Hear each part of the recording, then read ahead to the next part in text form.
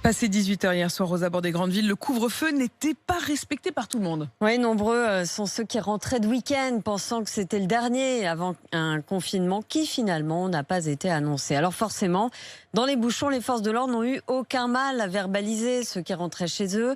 Sur les réseaux sociaux, de nombreux internautes ont pointé du doigt des contrôles qui ont amplifié le trafic. Margot Bourdin.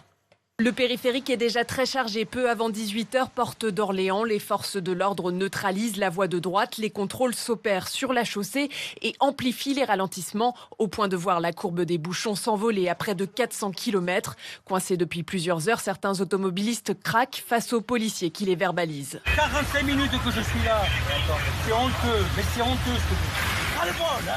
Même scénario dans les Yvelines, au péage de Buchelet. 20 km de bouchons se forment en plein couvre-feu en amont des barrières. Louise rentre d'un week-end chez ses parents. Sans justificatif, la sanction des gendarmes tombe.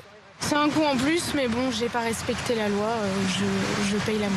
Je trouve que c'est excessif quand on est seul dans sa voiture de se faire verbaliser parce qu'on rentre chez soi. Des contrôles en hausse de 30% ce week-end, le moyen de rendre vraiment efficace le couvre-feu selon Gérald Darmanin. La contrepartie, effectivement, de fait de ne pas faire de confinement, malgré les difficultés sanitaires que nous connaissons, c'est la demande du Premier ministre de pouvoir être très strict sur les règles que nous avons mises en place, notamment de couvre-feu. La situation sur les routes est revenue à la normale hier soir vers 20h.